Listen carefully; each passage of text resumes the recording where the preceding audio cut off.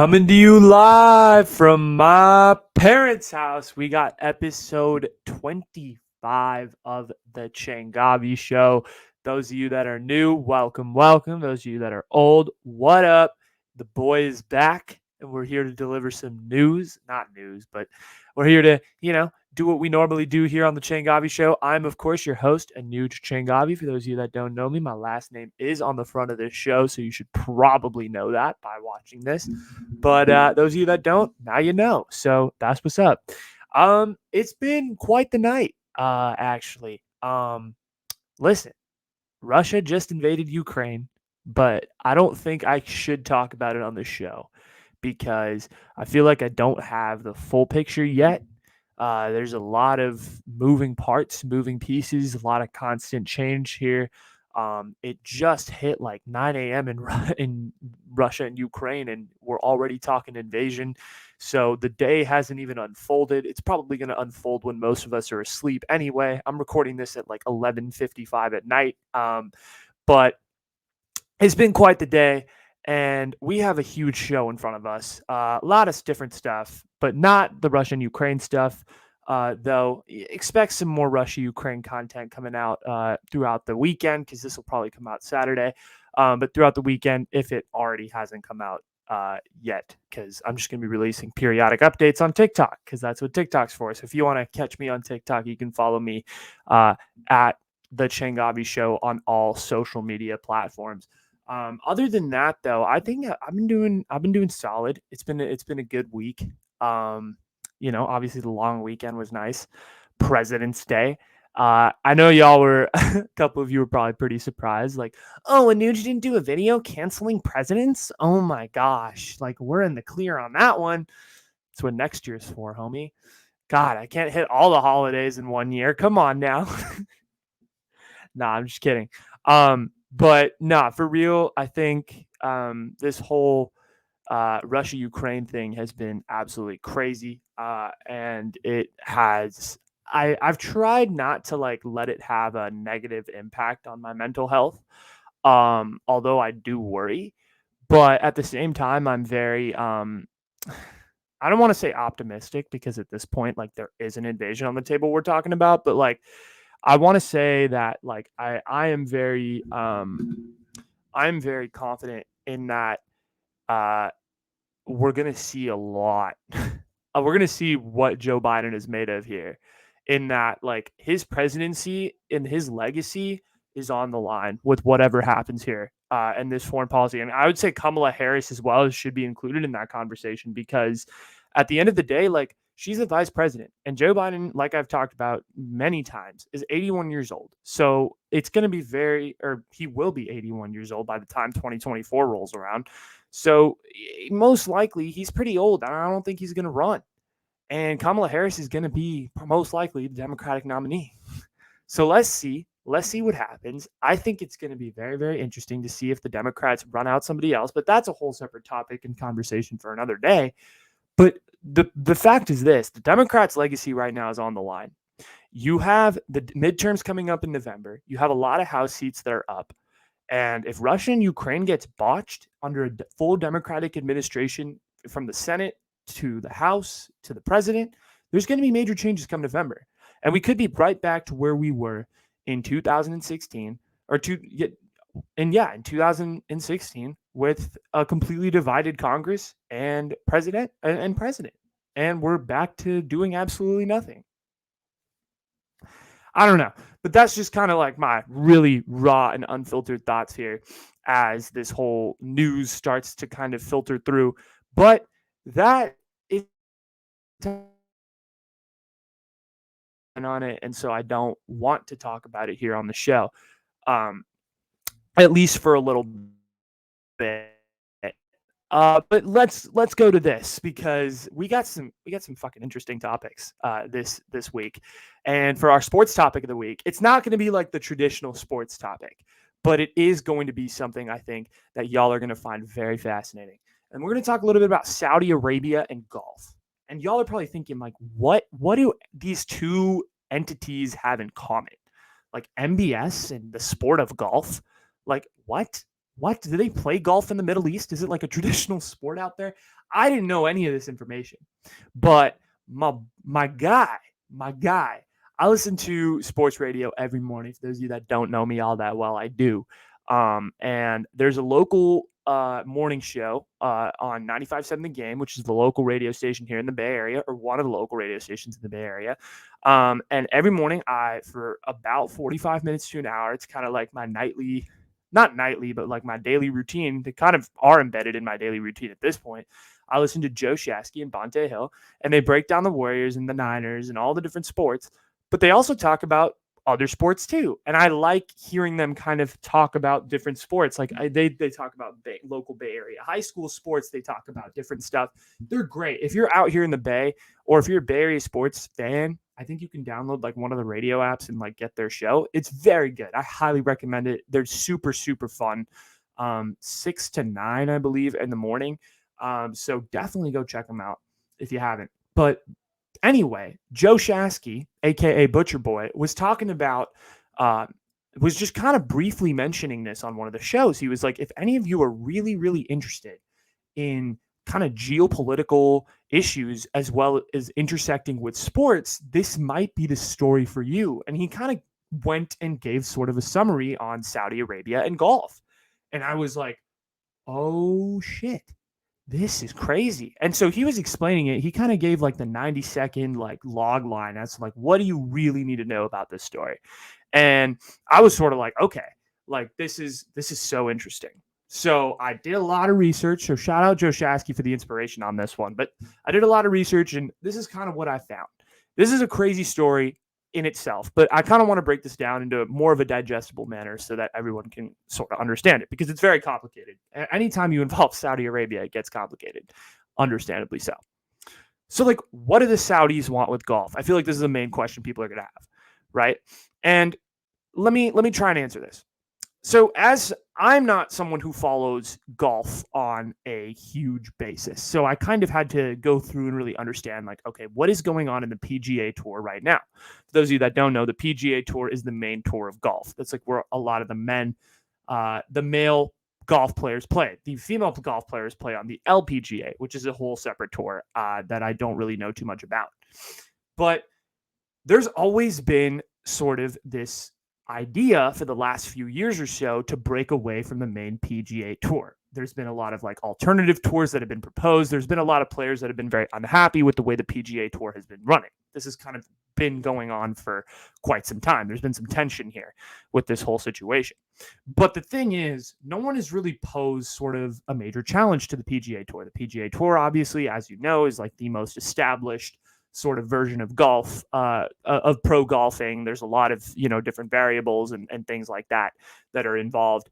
And the commissioner of the PGA Tour, his name's his last name's Morrison, but I'm losing his name. I'll come back to it. But the commissioner of the PGA Tour has come out and has basically said that if you were to join, theoretically, if one of these alternative tours were to be created and it were to have the legs, if you were to join one of these alternate tours, you would be hit with a lifetime ban from the PGA, meaning you could never come back. It's like, okay, you did that? All right, you're gone. You can never come back. You're canceled from the PGA Tour. That's basically what the commissioner of the PGA Tour has been saying about this issue and regarding all of this stuff. Okay, so then right now, where does Saudi Arabia come into the picture? Well, as we all know, Saudi Arabia is one of the richest countries in the whole entire world. They make a lot of money through oil and a lot of money through the crown, the sort of monarchy that is ruling over the country. So there's this organization called the PIF, which is basically kind of the wealth fund of Saudi Arabia. It's a different acronym. And what they're trying to do is they were initially trying to create partnerships with different tours initially. So, okay, let me start over. The PIF is a wealth fund of Saudi Arabia. Okay. And they've been wanting to get involved with sports as of recently. They've been wanting to do that. It's been a new tactic of theirs because, obviously Saudi Arabia doesn't have the greatest reputation in the Western world in regards to their human rights record and all of these things. So they're kind of employing this tactic called sports washing. where they sort of integrate within sports in the Western world to sort of appear like they're a legit country and kind of curry favor with Western nations. It's been done by Nazi Germany to a much greater extreme in the 1930s, and Saudi Arabia is essentially trying to do that. So that's why initially, with their sort of involvement with golf, they really wanted to get involved with the European Tour and the PGA. And so they were like, okay, like we can come up with some partnerships. Like we have a lot of money in our wealth fund. A lot of the tours have rejected. But just to get you an idea as to how much money Saudi Arabia has, they have over $580 billion in assets that they're willing to dump an exorbitant amount of money into these sports and potentially into creating a new golf tour. So this is where the problem lies, right? Like I explained, Saudi Arabia is trying to sports wash. This has been their thing. This is what they want to do. But the PIF, which is the wealth fund, and Saudi Arabia in general, have committed tremendous amounts of human rights violations. I mean, it is on the record. Jamal Khashoggi, the way they, not behead, but kill people who are LGBTQ, all of these things. There's crazy stuff that's going on over there, right? And they're trying to appear more progressive by integrating within Western sports, like I said earlier. And they've done this through, they actually bought Newcastle United. They bought a majority stake in that Premier League organization. I don't know exactly when, but they have an 80% stake in the team. So they've kind of started to do this in other sports, and golf is kind of their latest sort of venture within this whole entire thing. Okay. So the Saudi tour has sort of gotten these legs because they have actually vultured a lot of former PGA executives by offering them a lot of money. They're saying, reports are saying that like it's the amount of money that you are being offered to work on the Saudi tour, to be an executive for their tour, is like 8 to 9 figures. It's crazy. It's a crazy amount of money that they're offering people, and people are taking it because it's a lot of freaking money. And also a lot of the people that they're trying to get are people who are on their last legs in the PGA, about to retire, stuff like that. And they're doing the same thing with players. So not just executives, but they're doing the same thing with players. Players have gone on the record in golf who are on the PGA Tour, and they've said basically pretty much everyone in the top 100 has been offered by the Saudi Tour to come play on their tour and to come play on their circuit. And you have to leave the PGA, obviously. So basically, the Saudis are offering like close to 9-figure amounts. Like I was saying, they were offering 9-figure amounts to to executives, but they're also offering it to players as well. So anyone who decides to join the tour will get like a 9-figure amount of money. And basically, they're only playing about 12 to 14 events a year. Most of which are in the Saudi desert, and then the other few are on Donald Trump's golf courses throughout the world. So, but you wouldn't be able to play any of the kind of prestigious golf events, right? The U.S. Opens, the PGA Championships, the majors, all of these things. You would not be able to play any of those events. So that's kind of where it all stands. And the reason this whole tour is gaining legs right now is because, or was gaining legs, was because there were two main players who are at the top of golf, and their names are Bryson DeChambeau and Phil Mickelson. Both of Bryson and Mickelson are known as like a couple of the best players in golf, widely known as, widely respected amongst the PGA Tour. But hold on. They were also publicly going on the record and saying that they were interested, but they hadn't really signed off on anything officially.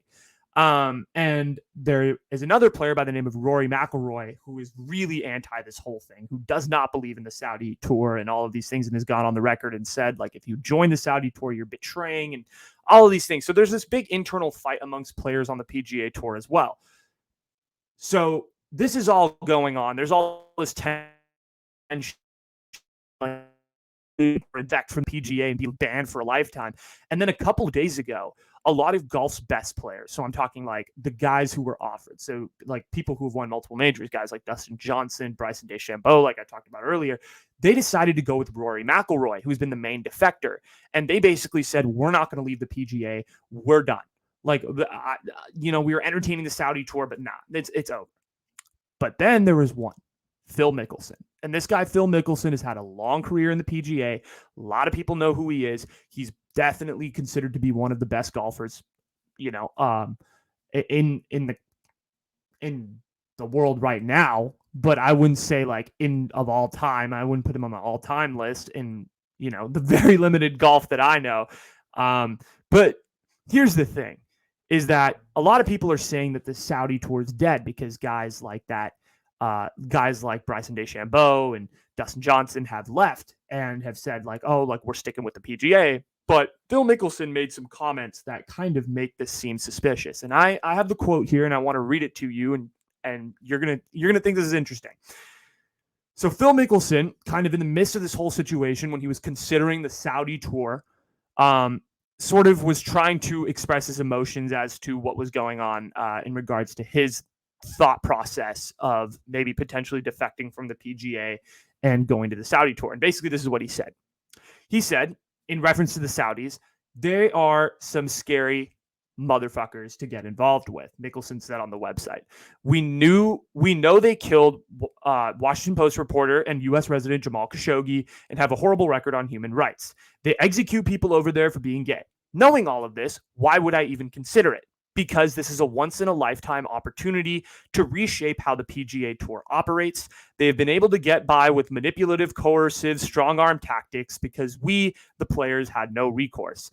As nice a guy as PGA Tour Commissioner Jay Monahan, his name was Monahan, my bad, comes across as unless you have leverage, he won't do what's right. And the Saudi money has finally given us that leverage. I'm not even sure I want the Saudi Golf League to succeed, but just the idea of it is allowing us to get things done with the PGA Tour.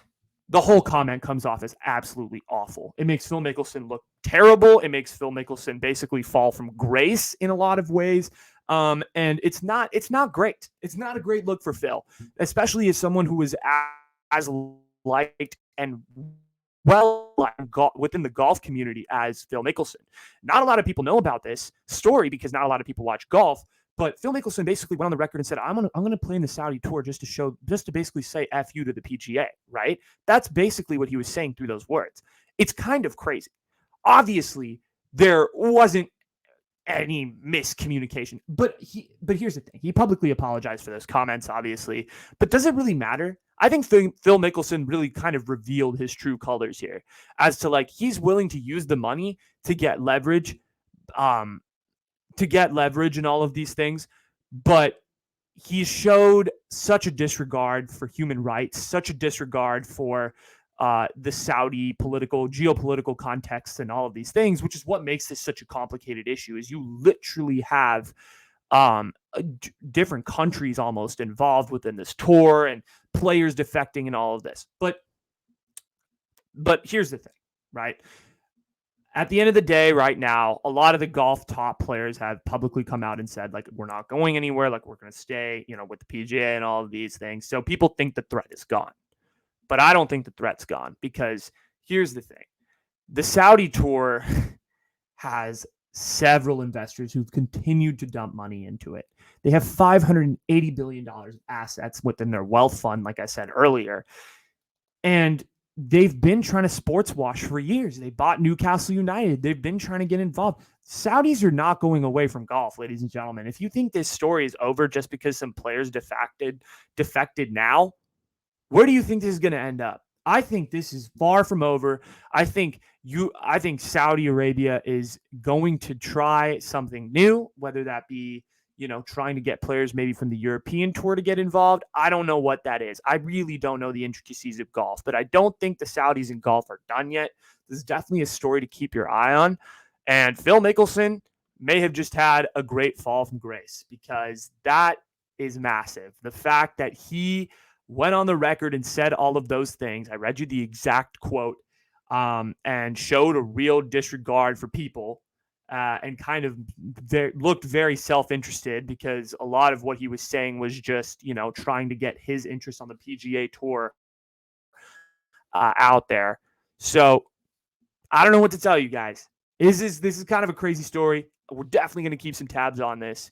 But a lot of people think it's done. I personally don't, because of the fact that just Saudi Arabia has so much money, and you never know with this country, and particularly countries, as we see with Russia and Ukraine. You never know when they're going to attack. You never know when these invasions are going to happen. I'm not saying Saudi Arabia is going to invade, but you never know, like with dictators like MBS, like what is going to happen? Crazy shit, man. That's all I'm gonna say. There's some crazy shit going on. Okay, so let's transition from Saudi Arabia and golf and all of these things, and let's talk a little bit about Lily Singh. Lily Singh, what is this transition, Anuj? What are you trying to say? Okay, let me get into it real quick. I was watching the Colin and Samir podcast, and let me tell you something. Let me tell you something. Colin and Samir are just single-handedly carrying my content these days. I feel like 3/4 of what I talk about in the pop culture section is because of them. They give me my ideas. They give me my inspiration to just comment on things. And they do a way better job than I do, but I just, I try and emulate them in this pop culture section. They're so good at what they do. Shout out Colin and Samir. If you guys ever listen to this, I would work for you guys 100%. I would be a researcher. I would want to work in your studio, just see kind of what your process is. Please hire me. I'm just like, honestly, like this podcast is kind of like a video resume where I could just be like, just like shout out creators and be like, yo, can I intern for you? Can I be your assistant? All you got to do is just give me a place to live and like give me minimum wage. I'll come work for you. Even I don't even like less than minimum wage. As long as you give me a place to stay and like food to eat that's like semi-healthy, I'm cool. I'm cool. I'm cool. I'm cool. Right? Colin and Samir. Hit me up, bro. Hit me up, bros. I'd come work for you. Samir, come on, that brown connection. That brown connection. That brown. Let's go. Anyway, enough of me joking around. But I do watch a lot of Colin Samir podcasts, and they do a really good job of interviewing a lot of different creators within the industry. And one of the creators that they interviewed, I don't want to say recently, but a few months ago, was Lily Singh. And they interviewed Lily Singh. And for those of you that know me pretty well, you know that I'm not Lily's biggest fan. I think she's a little stereotypical. I think she's had some controversies in the past. I've kind of said all of these things. I'm not sure if I've said it publicly on the podcast, but I privately have had this opinion amongst friends and amongst a lot of people for a long time. So yeah, I haven't been her biggest fan. I haven't really had kind of the highest regarded opinion, but I think it's changing. I think it's changing a little bit. And she's had some controversy amongst the brown community as well. I mean, people have said she's culturally appropriated Black culture and all of these things. And yeah, to an extent it's true, but also like, there's been a lot of people that have, and made mistakes in the past. We're really going to like make sure they continue to, whatever. But what I noticed in this interview, because she went on this interview with Colin Samir, it was almost an hour 10 long. And what I noticed from Lily was someone who just felt more mature. The first time I really encountered Lily Singh was her early on YouTube. She's kind of this kid who was coming up in the industry, who was just making skits, having fun. And there's nothing wrong with that. It's just, there was no, like, as a gator, she was just still coming up. Like, she wasn't anything crazy or anything. But as she's kind of grown this following, become sort of an influencer of sorts, had a big platform, and then eventually like kind of leverage that platform to get into late night. Like that's when like, holy shit, Lily Singh is massive. Like she's on NBC every night. Like people all over the country are seeing like who Lily Singh really is. And I know a lot of people don't like Lily Singh at all. And I think that they think that she's a cultural appropriator and that, her jokes aren't funny and whatever. But like after listening to this whole show, there's something about Lily Singh that I really like. There's something about her energy, and I've been watching like her kind of newer stuff. I really like the new Lily Singh. And not to say that like I didn't like the old one. I like some of her videos, but like I like this new kind of sort of 30-year-old like grown into herself Lily. Like she's really like gotten into the spiritual things. She's grown as a creator. She has something like very real that like I feel like a lot of the other Indian content creators right now don't have. And I'm talking specifically about, the person I bet she's compared to the most, Mindy Kaling. She seems to have like way more perspective than Mindy does. I know Mindy's like 11 years older, and I know the two are friends.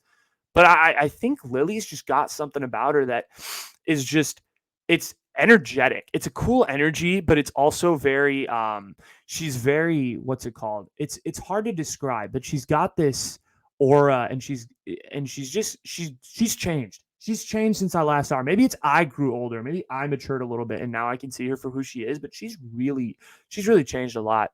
Um and she was talking a lot about on the podcast. She was talking a lot about kind of her sort of late night run, and it lasted for 2 seasons, and then she was eventually canceled, like right as the eve of the pandemic hit.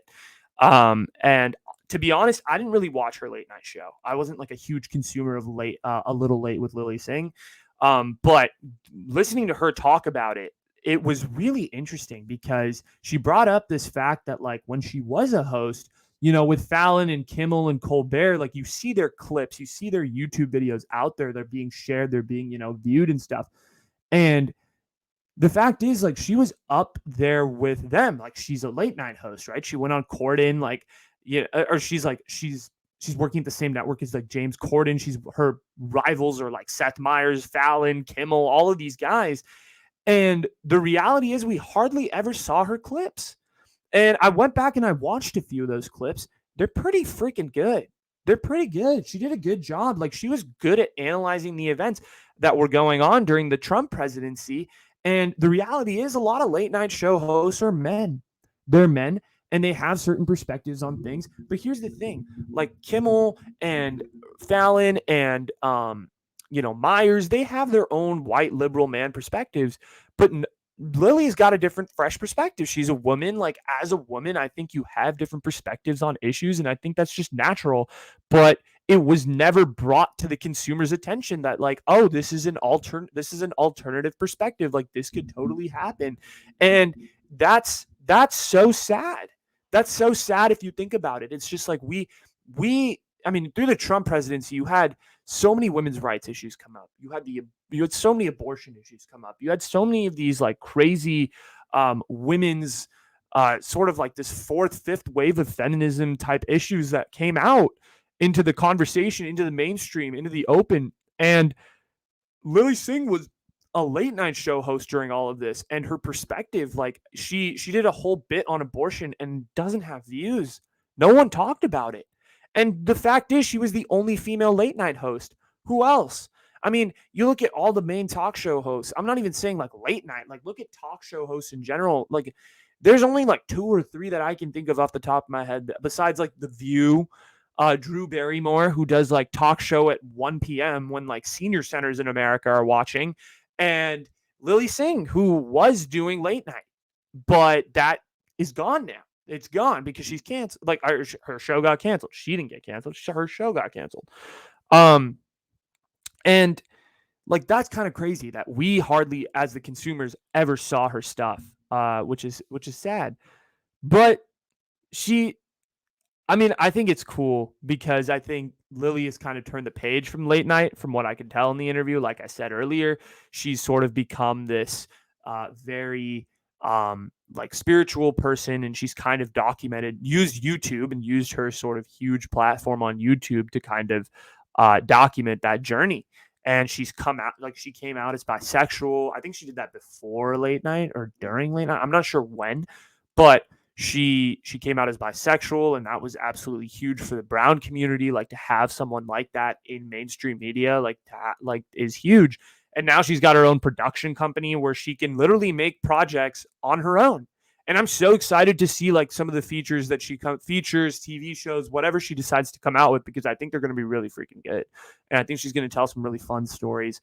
I really wish like her, I think if you were to replace Lily and Mindy, if you were to have Lily do late night, or sorry, not late night, what's it called? Never Have I Ever.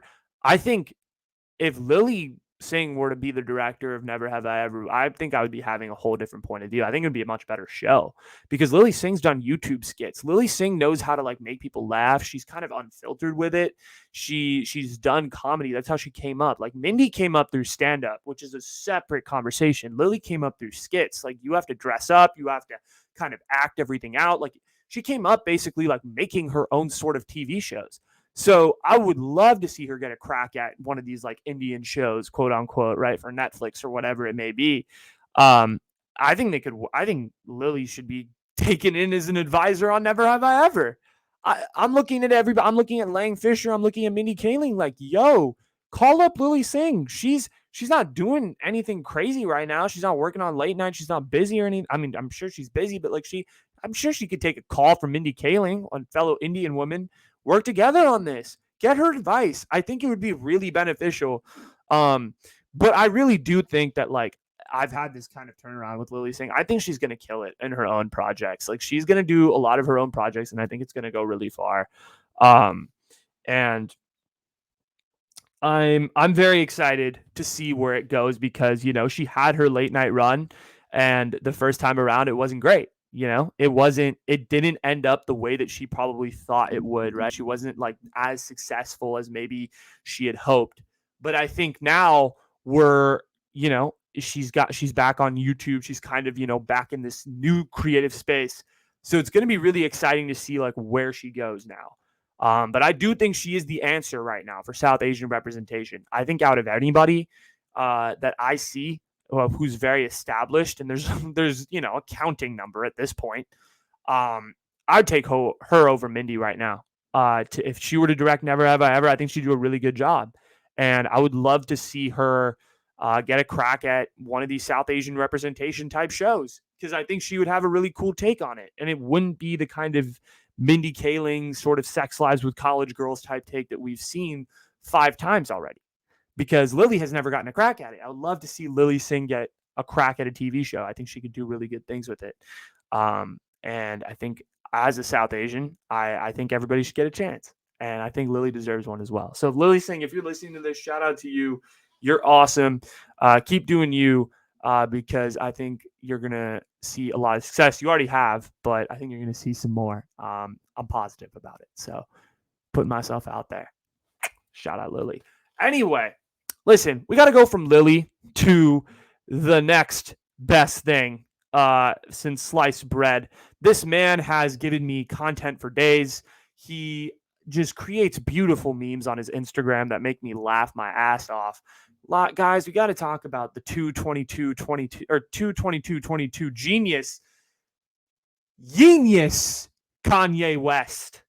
Oh man, Kanye, yay.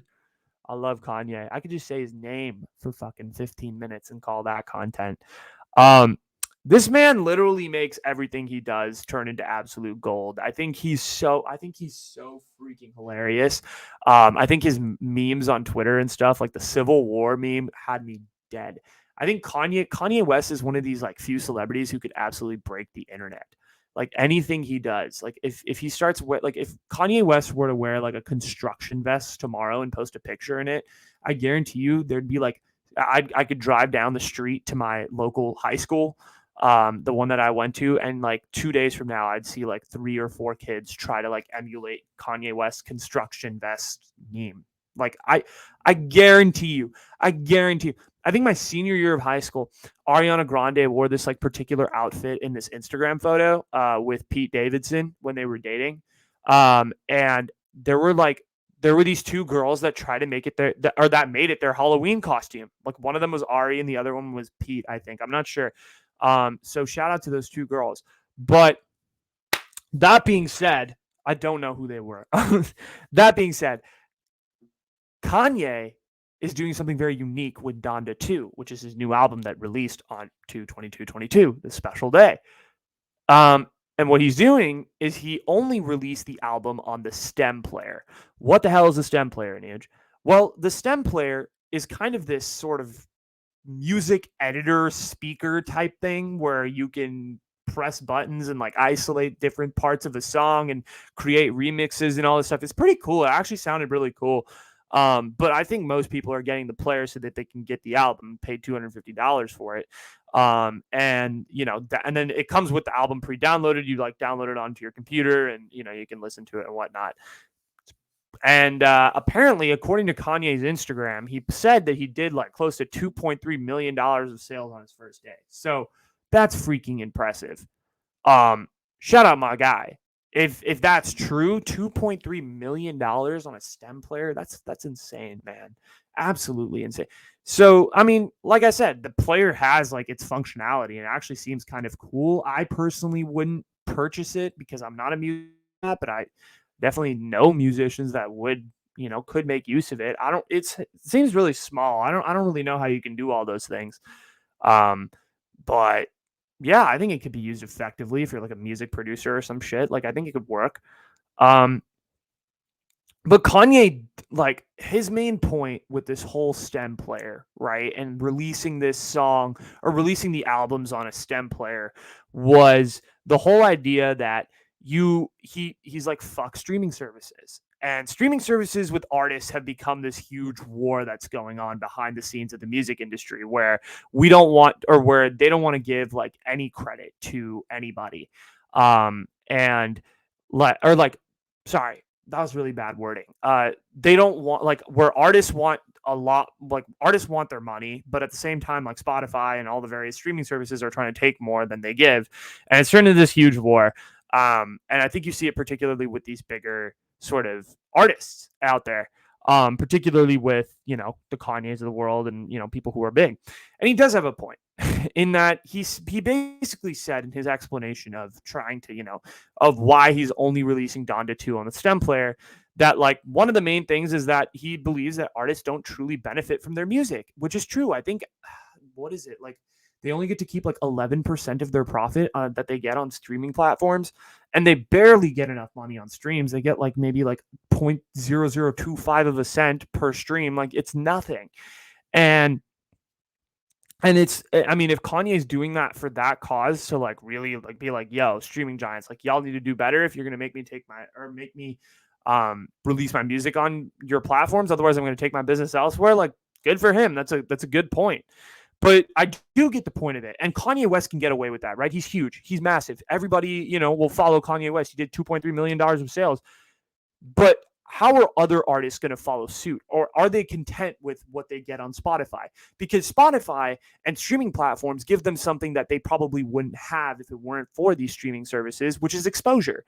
They get you a wide variety of people to listen to your music. It's accessible. Everybody's got Spotify on their computer. I have it right here. I just click a button, search your name in the artist window, it comes up. That's why I like it as a podcaster. I don't really know how much money I get per stream. Do I get money per stream on Spotify? I don't know. But like maybe I should look into that as a podcaster. I think it's like less. I think it's like somewhat of a fraction of a cent. It's probably like less than the amount of Bitcoin that I own, TBH. But like yeah, it's really small. And I don't necessarily think that artists in today's society are like thinking like, oh, yo, I got to release my music on other platforms or like figure out a way to do my like music exposure because Spotify is, treating me like shit. I think they prefer like, especially upcoming artists and upcoming content creators. Like look at myself, like upcoming podcaster, like you want Spotify because it's the place where everybody listens to stuff. It's the place where everyone can just search at, the Changavi Show. It comes up, click on an episode and listen. You want to make it as easy as possible for the consumer. That's what I have learned. And I feel like a lot of artists don't want to kind of go through the extra legwork and, do all that.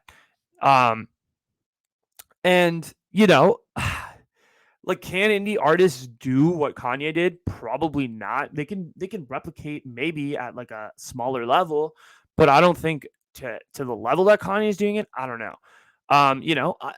There's a big example of artists that have left specific streaming platforms. Jay-Z obviously started Tidal, and so he left Spotify for a bit, but then he came back and dropped all his music there. So that was cool. But it's all dependent on how the situation plays out. With Kanye's a guy who likes to he's also been like a guy who thinks in phases a lot of the time, and I don't want to judge him because he does have a lot of mental health and all of these things, and I don't want to look at him any differently for that.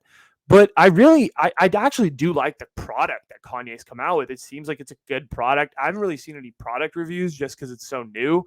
But I think we're starting to see like creators instead of merch kind of shift in this direction of like providing actual valuable products. Like you see Emma Chamberlain like started making coffee, like Chamberlain coffee instead of hoodies, right? Logan Paul with NFTs. Like these are things that like provide more value than just, oh, like this cool, shirt. Like I like this hat.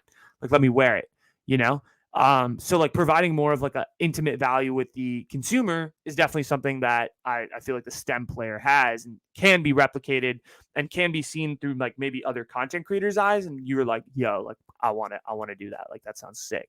And like maybe make something like that. And listen, I know I made a whole video talking about the mental health issues of Kanye West. This was like way back, like 4 months ago, 5 months ago, maybe. And yes, all of that is 100% true. He's going through a lot mentally, a lot of stuff. But here's what you got to know. He is an absolute fucking creative genius. This dude is one of the smartest creatives that I've ever seen. With the way he's released albums, like his, the story with Graduation, all of these things are like huge. He's done this multiple times. He knows exactly what he's doing. He's super business savvy. And this man and his like the team surrounding him is just ridiculous. They're so good. And I think people forget about that, right? We live in this era where Kanye West has become sort of a meme figure more than anything. Like my dad knows who Kanye West is, right? My dad does not know a single rapper besides Kanye West. Why does he know who Kanye West is?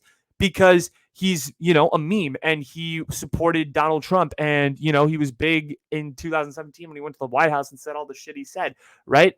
That all is there. Kanye has become a big deal in meme culture and popular culture like that. But let's not forget, this man is a musical genius to a certain extent. I believe he's made just absolute bangers after bangers, just great album after great album. And he has a seat of the greatest rappers. He has a seat at the greatest of all time table for a reason. This dude is a genius. Creatively, business wise, he has, killed it. And like, listen, his personality is questionable. He's done questionable things.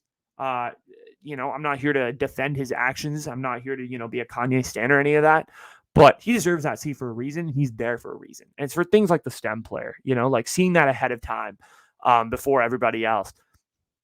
And I think it's a cool product. I'm just interested to see like how the early reviews come out. Like, do people actually find use in it, or are people just buying it for the sake of like, oh, Donda 2 is on there, so I'm just gonna download it on my computer and like fuck this player that I bought for $250. I basically just bought Donda 2 for $250. So it's gonna be interesting. I'm interested to see how people feel and if they're going to be able to use the product in the future. Okay, we got 2 more topics, but I'm not sure we're going to get to both. We'll try, though. But I'm going to transition from Kanye West and his visit to the White House to the actual White House, because, listen, I'm gonna do this topic, about foreign policy, and kind of talk about Russia and Ukraine, but not really, if that makes sense, because I've been doing a lot of thinking, right? And this Russia-Ukraine situation is obviously crazy. And the United States is kind of this sort of second byproduct party that's sort of there and is witnessing this whole situation play out and is figuring out a way to like, be a part of it, but also at the same time, like not get anybody hurt, not get Americans hurt. That's the goal of this whole situation. So it's overall like a whole, situation with a lot of moving parts. But I was thinking to myself, I was like, as like a, history person, like I, took AP United States history in high school, and I'm just a history nerd in general. Like I want to understand like what the foreign policy of the United States exactly has been, right? How did we get to the point of the kind of, and I like to describe Joe Biden's foreign policy, in his administration as poor, right? It's been poor to say the least. That's an understatement. I think there are a lot of people that would say it's worse than poor. It's inadequate. It's not great. But let's try and understand. Let's take a step back and try to understand like what exactly the foreign policy of the United States has been. And I want to take you through like the biggest crash course of all time of like 300 plus years of history. And I'm going to try to do this in like 11 minutes. Okay, so let's try. So the United States, in terms of its foreign policy, kind of started as an isolationist country to begin with, right? And so Washington and the first few presidents really tried to like employ that hard. Washington, in his farewell address, basically quoted isolationism as kind of the way to sort of move forward with American democracy. Like that's how it's going to work. I like that approach. right? I think in that time it worked because you were focusing on building yourself. America was so new that like if you were to get involved in a war immediately, like I don't think it would have been a great idea. So you're building yourself up. You're, trying to ignore all the crazy other stuff that was going on in Europe and all the various parts of the world and all of these things. Okay. Then the XYZ affair happened, which basically was when we got into a pseudo war with France, but not really got into a war. So everyone, in America wanted Adams, who was the president at the time, John Adams, to get involved in this whole thing. But everyone was also like, oh, let's not go to war because we're still a new country. So they got into a pseudo war and with diplomats and all of these things. And I'm not going to, go into detail and explain, but that's what happened, right? So that was like the closest break to isolationism that we got. Then you had the fifth president of the United States, this guy by the name of James Monroe, and he shifted the way foreign policy worked forever because here's the thing.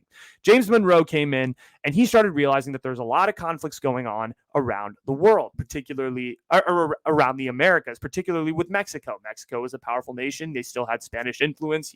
California was still controlled by Spain. A lot of things going on over there.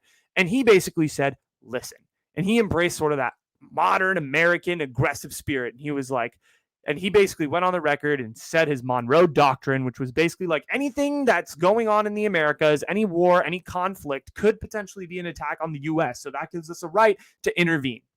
That was his quote. That is literally a doctrine that Trump has cited. Many presidents have cited this doctrine.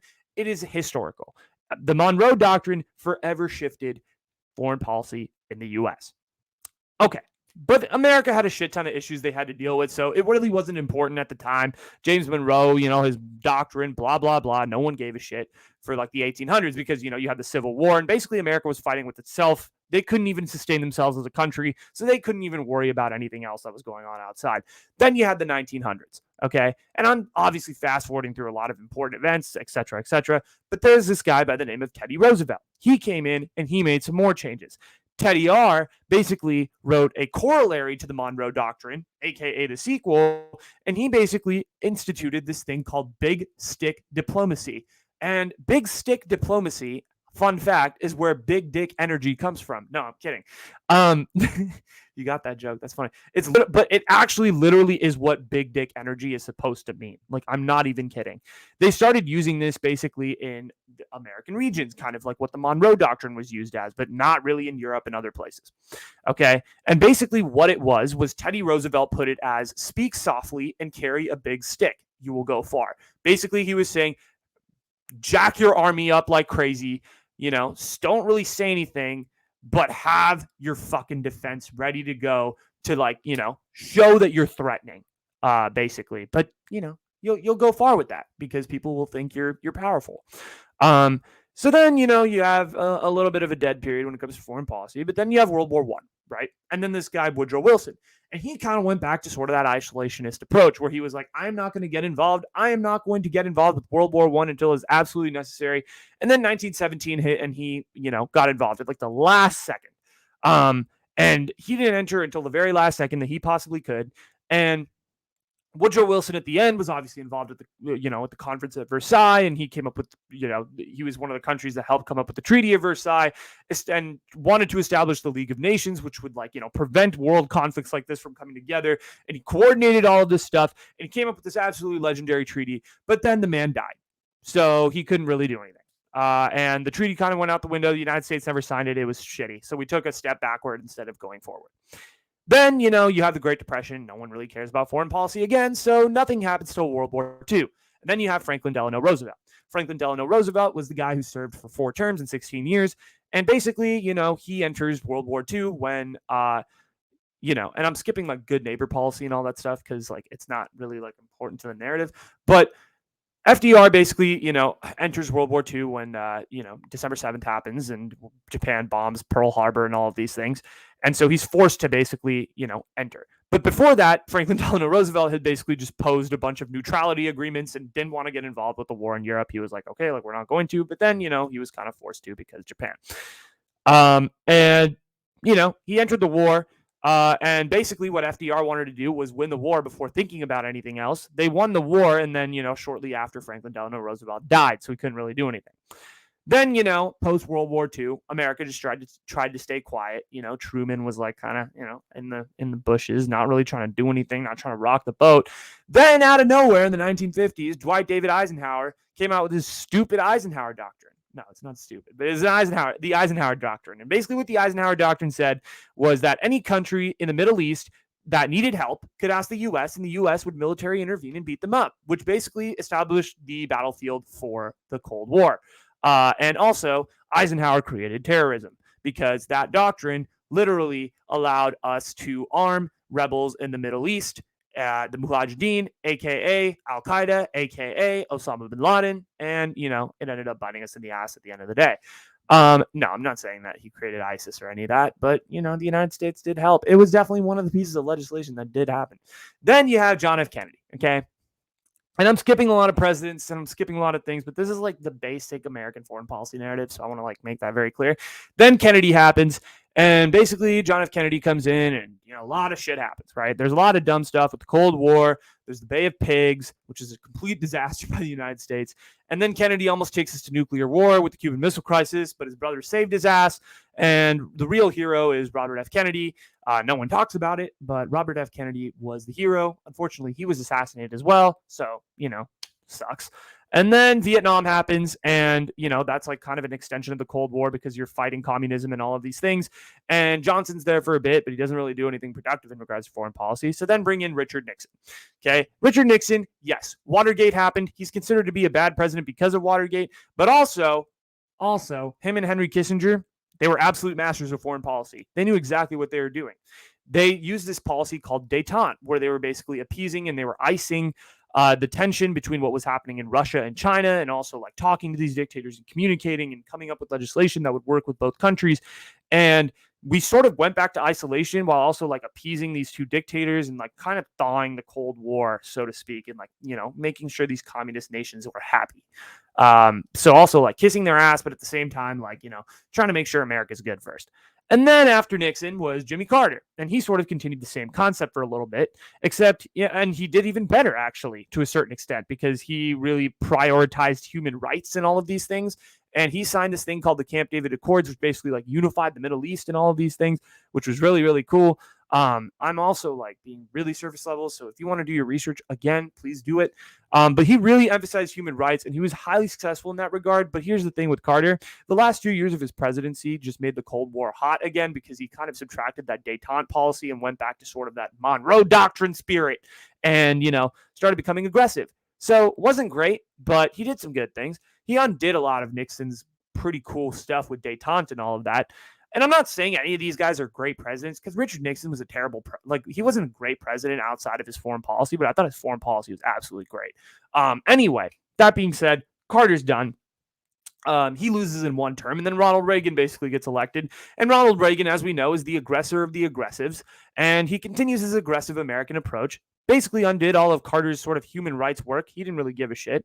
And then the Cold War ended mostly because of Mikhail Gorbachev. He was the one who was like, okay, like let's westernize Russia. Let's become more open to the, Western world and all of these things. Reagan did pressure him. Yes, Mr. Gorbachev, please tear this wall down. All of these things. But it was Gorbachev that, really ended the war, so to speak. Because, it was, his policies were the one that kind of opened it up. Then the Cold War ends, but the aggressive approach continues with Bush Sr. in the Gulf War. And then, you had centrist Democrats like Clinton, who would probably be a modern day Republican in my eyes. And then, you had the Republicans. You obviously had George W. Bush, who invaded, who kind of, used Monroe Doctrine, but for the first time used it sort of in the Middle East and kind of mixed it in with the Eisenhower, not the Eisenhower Doctrine, but he was pretty aggressive and went right into Afghanistan and just, tried to find his people in Iraq. And, I don't agree with any of this, but he did all these things. But basically Bush, Clinton, and Obama, like the things that they have in common were that they were much more aggressive with their foreign policy. And they were basically trying to do damage control from all the aggressive shit that was happening in the 80s. And that's the truth. Listen, since Richard Nixon, basically, and Jimmy Carter, American foreign policy has been an absolute mess. It's not all Joe Biden's fault. that what's going on in Afghanistan, what's going on in Russia, all of these things. But he is adding to the mess, absolutely adding to the mess. He keeps flip-flopping. He keeps trying to go from like, I'm going to appease to like, no, we're going to be aggressive like he was in Afghanistan, right? So it's interesting to see kind of this flip-flop. It's not working so far. I give him a D- with his foreign policy. Foreign policy, though, is one of the most underrated parts of politics. How you get along with the world is critical as to like how you are going to do as a nation. That is huge and massive, in my opinion. And no one talks about it. It's huge. It's absolutely huge. It's coming to the light now because of, Ukraine and all the trending events that are happening in Russia and all that. But foreign policy in the United States has truly been a failure for the last 30 or 35 years. And Russia, Ukraine, I mean, you can list all the foreign policy failures. Russia, Ukraine, Afghanistan, terrorism, Iran, Contra, Iraq. Oh, man, Cold War. Too many incidents to count. There's too many. And I'm not, quite frankly, not trying to, go through all of American history here. But I gave you like the really quick, really fast version of like where American foreign policy comes from. You kind of started with isolationism, and then you had Monroe's Doctrine, and then you had Eisenhower and Teddy Roosevelt, and like the American presidents slowly got more aggressive, and then they thought a little bit, and then they got more aggressive, and now, we're just kind of known as the country that just intervenes whenever we deem necessary. So yeah, that's pretty much it. And that's pretty much my foreign policy framework. And I want to see if I can do this one last topic really fast. I'm going to give this a quick shout out. This is going to be like a minute. Equal pay. Listen, the U.S. women's team finally got their lawsuit through the court. It was approved. And ladies and gentlemen, we are officially going to get female and male athletes that are paid the same amount on soccer teams. Yes. The lawsuit came out, and basically the result of it was that the women players each settled for a good amount of money. And so Alexandra and Megan Rapinoe and the women's team can now be paid equally, which to the men, which is cool because they're way more successful and they're way better. So shout out to them. And it was cool to see because a lot of the oldie women players were coming out and sharing their pride and all that. So that was dope. Long time coming. I'm excited to see it. I remember when the lawsuit came back out in 2019, I was like, this is important. They got to get this. They should get it. And everyone was like, dude, men's team makes more revenue, dog. And all I say to that is the U.S. women's team is dynastic. They've won like 4 straight World Cups. They always place in the Olympics, and they're fucking good. So that's what I say to those people who are like, it's all revenue. It's all revenue. But the U.S. women's team, equal pay, baby. Equal pay. It's here. It's there. It's everywhere. So that's a huge victory for women's sports. Congratulations to the U.S. women's national team. Appreciate all of you. And that's all I got on the show today. So thank you guys so much for listening. I appreciate all of you. My computer's at 3%. So like and subscribe. If you're on YouTube, if you're on Spotify, hit the follow button. If you're on Apple Podcasts, feel free to leave me a review. 5 stars, hopefully, if the information was valuable. Let me know how I can improve. Feel free to DM me at any social media platform. All my links are down below, so go check them out. Follow me anywhere on social media at The Changavi Show, Instagram, Instagram, Twitter, TikTok, anywhere. I'm there. And I post a lot more on Instagram and TikTok, although I'm trying to improve my Twitter game. But that's all I got for you guys. Thank you guys so much. This is Anuj Changavi signing off. Episode 25 in the books from the parents' house in the Bay. Thank you guys so much. I appreciate all of you. Love you. And I will see you for the after show in a few days. All right. Thank you guys. Love all. Peace. And make sure to just kind of distance yourself from the news in the next few days because it's going to get chaotic. And for those of you that are, get a little anxious, just chill. Just chill. Everything's going to be okay. Everything's going to be okay. At least I hope. All right. That's all I got for real, though. All right. Peace, y'all.